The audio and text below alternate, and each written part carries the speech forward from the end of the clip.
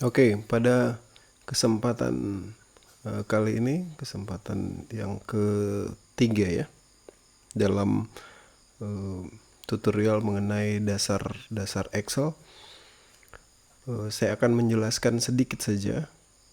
Kemudian kita akan masuk pada prakteknya. Eh, saya flashback dulu. Sebelumnya kita sudah membicarakan tentang ribbon display, kemudian ada customize untuk ribbonnya, kemudian ada backstage view ya. Nah, pada kesempatan yang berikut ini saya akan jelaskan beberapa hal, mungkin sekitar 5. Kita mulai dari yang pertama, yang seperti sudah saya singgung di tutorial yang pertama, yaitu lembar kerja Excel itu sendiri. Ada yang disebut dengan workbook, ada yang disebut dengan worksheet atau spreadsheet. Apa itu workbook? Workbook itu adalah filenya ya. Jadi saat ini kita berada di dalam lembar kerja Excel yang workbooknya bernama book 2. Ini ada di atas ini ya, book 2. Oke. Jadi kalau misalnya kita sudah simpan dengan nama file tertentu, maka nama filenya akan muncul di sini dan kita sedang berada pada workbook dengan nama file tersebut. Oke. Sementara worksheet itu adalah bagian dari workbook tersebut. Jadi yang berupa sheet atau spreadsheet. Ini spreadsheetnya. Kemudian ini nama sheet atau nama worksheetnya. Oke. Untuk default atau standar awal, sebelum ada perubahan, saat kita masuk pertama kali ke Microsoft Excel, maka yang muncul adalah workbook 1 dan sheet 1 ya. Jadi workbook 1 adalah filenya, sementara sheet 1 adalah lembar kerjanya atau worksheetnya. Oke ya. Nah, berikutnya, isi dari satu worksheet itu terdiri dari kolom-kolom ini yang secara vertikal, kemudian ada baris-baris secara horizontal ya. Ini harus Anda pahami betul, karena semua perintah, semua hal yang kita lakukan di dalam worksheet ini akan berhubungan dengan kolom dan baris ya. Jadi kalau kolom itu dilihat secara vertikal atau ditandai dengan huruf A, B, C, abjad sampai dengan, kalau kita geser terus ke kanan, sampai di set terus AA dan seterusnya sampai ke kanan, maka kita akan sampai ke kolom yang paling terakhir, yaitu kolom XFD. Jadi kalau kita total dari sini sampai ke kolom A, kalau kita total ya, misalnya di sini 1, misalnya kita di sini 3 misalnya. Oke. Nah, itu total keseluruhannya itu ada 16.384 kolom ya. 16.384 kolom. Jadi sangat besar. Sementara barisnya itu ditandai dengan angka, dan kita bisa lihat secara horizontal. Itu dari angka 1 sampai dengan 1.048.576 baris ya. Jadi sangat-sangat besar. Makanya kenapa saya sampaikan dari awal bahwa di Excel kita akan bekerja dengan banyak sekali data, dan cakupan datanya itu bisa sangat besar ya. Oke. Kemudian di Excel pun kita bisa bekerja dengan menggunakan beberapa lembar kerja atau worksheet. Jadi misalnya di sini sheet 1 kita mau tambahkan jadi sheet 2, sheet 3, sheet 4. Jadi kita bisa mengaitkan sheet yang satu dengan sheet yang lainnya, seperti itu ya. Oke. Jadi misalnya kalau kita sudah terlampau banyak di sini, kita mau pindahkan atau kita mau membuat link atau menghubungkan antara lembar kerja yang satu dengan lembar kerja yang lain dalam workbook yang sama, satu workbook, maka bisa menggunakan beberapa worksheet seperti ini. Oke ya. Nah, berikutnya kita juga bisa mengganti nama dari, jadi kalau nama workbook ini kan dia akan berganti jika kita melakukan penyimpanan file, misalnya file save as atau save, kemudian kita simpan filenya dengan nama belajar Excel misalnya 001 seperti itu, maka yang tadinya di sini munculnya book sudah berubah jadi nama filenya ya, menjadi nama workbooknya. Sementara kalau di lembar kerja atau worksheetnya, cara menggantinya sangat mudah. Anda bisa double klik di sheet yang mau diubah namanya, misalnya sheet 3. Mau saya ubah namanya, berarti saya double klik di situ, lalu saya ketik misalnya lembar 3, seperti itu. Bisa seperti itu. Anda bisa menggunakan spasi atau tidak, sama saja. Ya, tidak masalah. Oke. Kemudian itu Anda double klik, misalnya di sini saya tulis lembar 2, atau terserah mau ganti dengan nama yang lain, tidak masalah, sesuai dengan apa yang Anda inginkan. Oke, seperti itu. Jadi double klik, kemudian Anda ketik misalnya lembar 4, lalu Anda tekan tombol enter ya pada keyboard. Oke, maka worksheetnya akan terganti namanya. Nah, berikutnya ada beberapa cara. Jadi Anda bisa melakukan penggantian nama menggunakan double klik seperti tadi, atau Anda klik kanan di sheet yang mau Anda ganti, lalu Anda ambil rename, sama saja.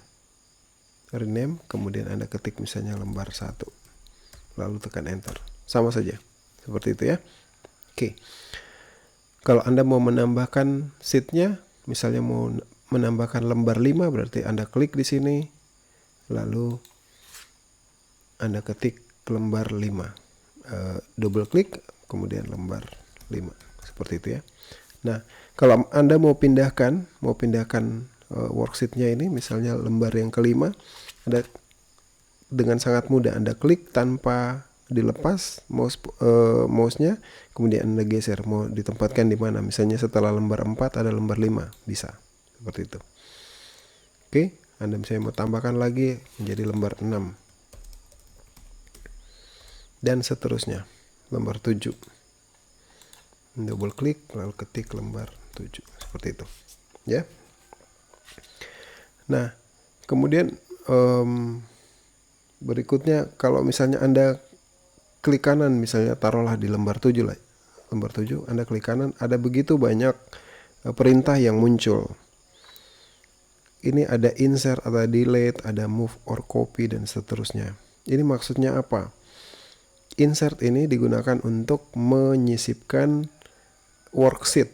Jadi kalau misalnya Anda di sini di lembar kerja 5 yang aktif, misalnya kalau kita klik begini, yang aktif lembar 4, klik di sini yang aktif lembar 6, klik di sini yang aktif lembar 3. Oke, di lembar 3 Anda klik kanan lalu Anda ambil insert, maka akan muncul tampilan seperti ini. Kemudian Anda klik worksheet, lalu klik OK. Maka yang muncul adalah penyisipan sheet di antara lembar 2 dan lembar 3. Penyisipan lembar kerja atau worksheet di antara lembar 2 dan lembar 3. Kalau misalnya Anda mau sisipkan di antara lembar 4 dan lembar 5, Anda klik di lembar 5 ya. Klik kanan, kemudian ambil insert, lalu Anda klik worksheet, oke. Atau double klik juga bisa. Seperti itu ya. Maka akan muncul worksheet dengan nomor setelah nomor terakhir. Jadi tadi sudah ada sheet 8, berarti yang muncul adalah sheet 9. Seperti itu ya. Karena nama defaultnya adalah sheet ditambah dengan nomor worksheetnya. Oke. Kemudian ada juga yang Kalau kita klik kanan ada delete. Delete berarti untuk menghapus. Jadi kalau misalnya saya ingin menghapus sheet 8, saya klik kanan di sini lalu saya ambil delete. Kemudian lembar tersebut, worksheet tersebut akan terhapus. Kita coba yang ini juga. Kita ambil delete, maka sheet tersebut akan terhapus. Oke. Berikutnya ada perintah move or copy. Kalau kita mau lebih cepat, move dan copy itu berarti memindahkan atau menggeser dan menduplikat atau membuat kembaran dari lembar kerja. Kita menggunakan cara yang cepat, itu bisa menggunakan tekan tombol kontrol pada keyboard, jangan dilepas, lalu klik lembar kerja mana yang mau kita copy. Misalnya lembar kerja 3, kita klik lalu kita geser. Bentar. Kita geser sini lalu dilepas. Maka lembar kerja 3 akan ada 2 seperti itu. Tetapi karena memang sheet itu tidak bisa memiliki nomor yang sama, maka Excel secara otomatis akan membuat dalam kurung angka 2 seperti ini, atau dalam kurung angka 3 misalnya, karena tidak boleh ada nama sheet yang sama seperti itu ya. Jadi di sini sudah muncul ada lembar 3, ada 3 worksheet, ada lembar 3 yang ini, kemudian ini yang kedua, yang ketiga yang ini. Oke ya. Itu cara yang paling cepat untuk mengcopy. Cara berikutnya Anda bisa klik kanan lalu ambil move or copy, kemudian lembar atau worksheet yang mana yang mau di-copy. Misalnya saya mau copy lembar 1 atau lembar 3 misalnya. Lembar 3 mau saya copy. Saya create a copy, centang di sini lalu oke. Maka lembar 3 akan muncul. Karena yang kita copy adalah lembar 3. Misalnya lembar 1 mau kita copy, berarti klik kanan lalu ambil move or copy, kemudian lembar 1 udah diklik lalu create a copy. Oke. Maka lembar 1 akan muncul di sini. Seperti itu ya. Kalau kita mau pindahkan, berarti klik kanan ambil move. Lembar 2 misalnya. Lembar 2 kita mau pindahkan di mana? Misalnya dipindahkan ke di sini, di atasnya atau di antara lembar 5 dan lembar 6. Berarti Anda klik lalu digeser ke sini. Oke. Kemudian oke.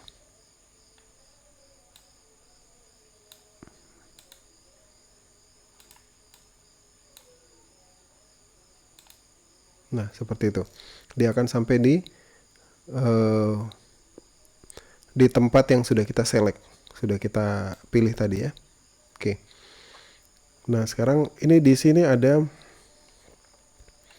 tanda panah kiri, kemudian tanda panah yang di sini yang nanti akan muncul tanda panah juga kalau misalnya lembar kerjanya sudah terlalu banyak kita buat.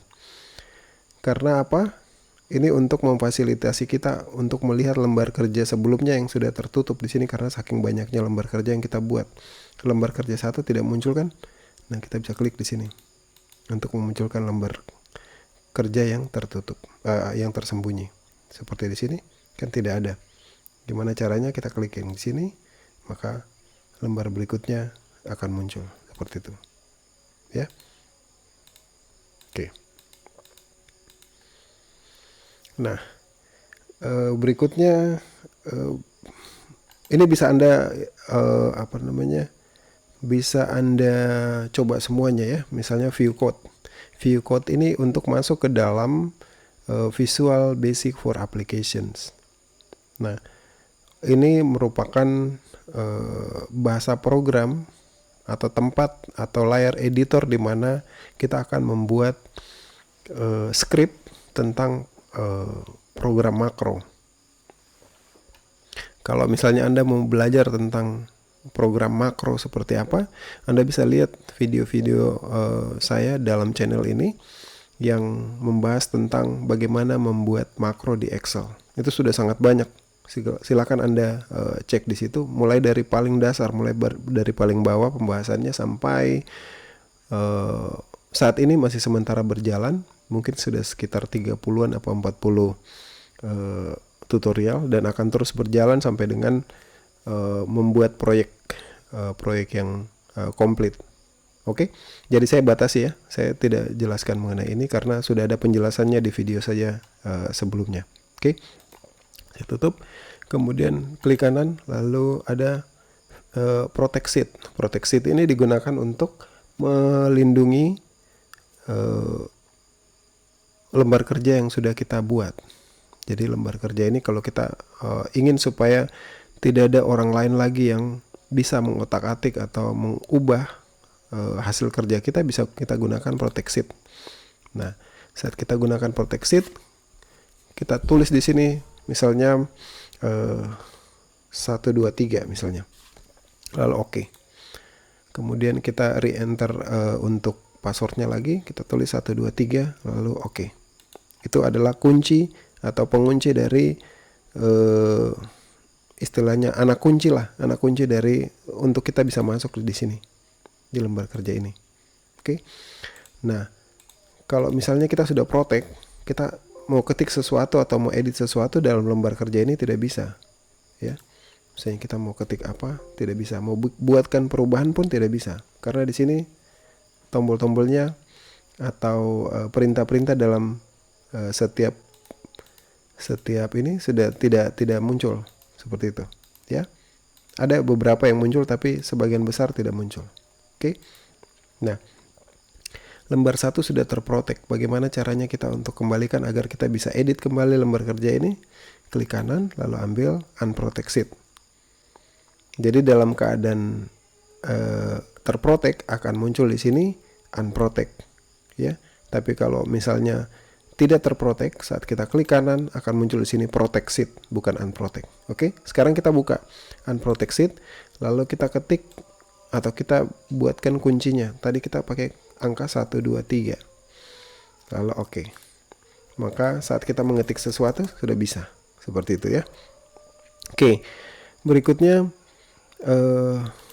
kita klik kanan kemudian ambil tab color. Tab color ini itu untuk mengganti atau mengubah warna dari lembar kerja ini. Kenapa kita ubah warnanya? Biar yang pertama tampilannya lebih menarik, yang kedua bisa menjadi penanda untuk lembar kerja yang menurut kita penting. Misalnya kita membuat lembar kerja 1 dengan warna merah misalnya, atau lembar kerja 5 dengan warna kuning misalnya, lembar kerja 7 dengan warna hijau misalnya. Nah, seperti itu. Nah, berarti ada beberapa lembar kerja yang sudah kita buat warnanya. Dengan begitu kita bisa lebih cepat lagi. Maksudnya, oh ya, lembar kerja 1 itu berhubungan dengan lembar kerja 5 dengan lembar kerja 7, seperti itu. Yang lembar kerja yang lain tidak berhubungan. Misalnya seperti itu, ya. Jadi itu fungsi yang lebih kurang seperti itu untuk membuat tab color. Oke ya. Kalau misalnya warnanya tidak ada di sini, Anda mau cari warna yang lain bisa pakai more color ya, seperti itu. Ini ada warnanya.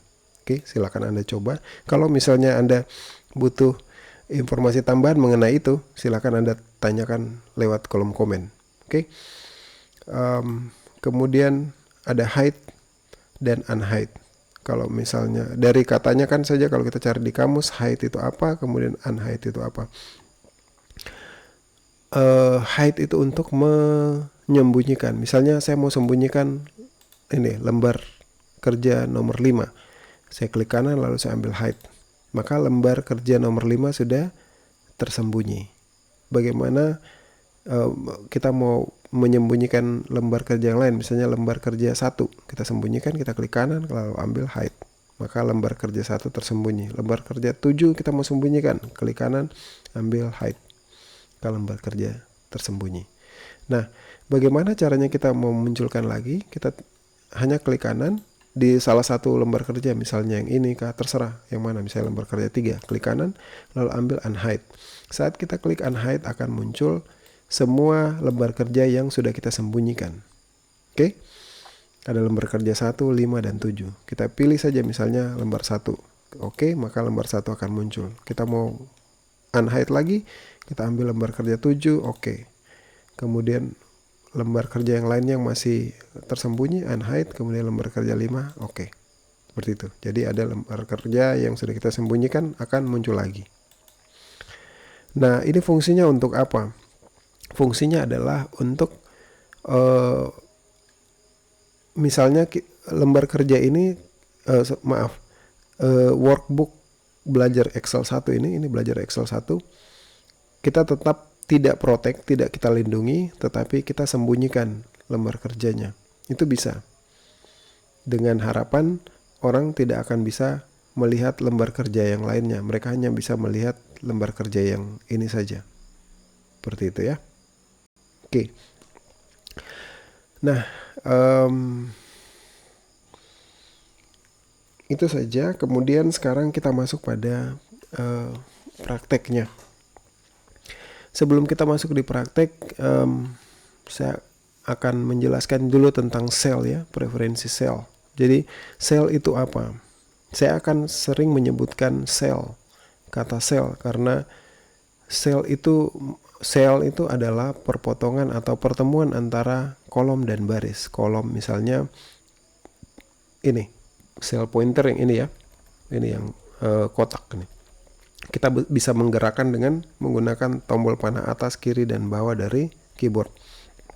Nah, saat Anda menempatkan sel pointernya di sini, maka di sini name box-nya akan berubah sesuai dengan perpotongan antara kolom dan baris. Jadi kolom E baris ke-12. Jadi kolom E baris ke-12. Nah, ini yang disebut dengan sel. Diingat baik-baik ya. Jadi sel adalah perpotongan antara kolom dan baris, atau pertemuan antara kolom dan baris. Ya. Jadi kalau misalnya Anda menggunakan mouse, Anda klik di sini, berarti perpotongan antara kolom C dan baris ke-7. Ini yang disebut dengan sel C7. Di sini sel G11. Ini ya, G11. Oke. Nah, sekarang kita akan masuk pada pembahasan tentang sel. Di dalam satu sel kita bisa membuat banyak hal, mulai dari rumus, mulai dari mengetikkan atau menginput data, kemudian ada melakukan format-format. Nah,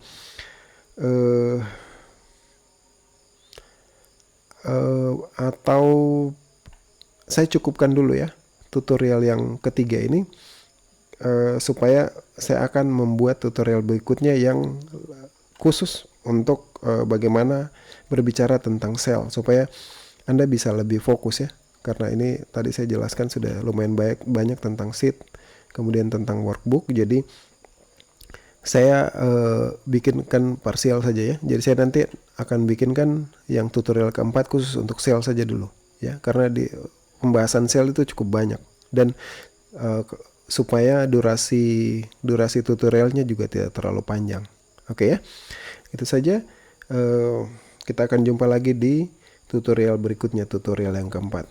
Oke, amole, nare, sampai jumpa.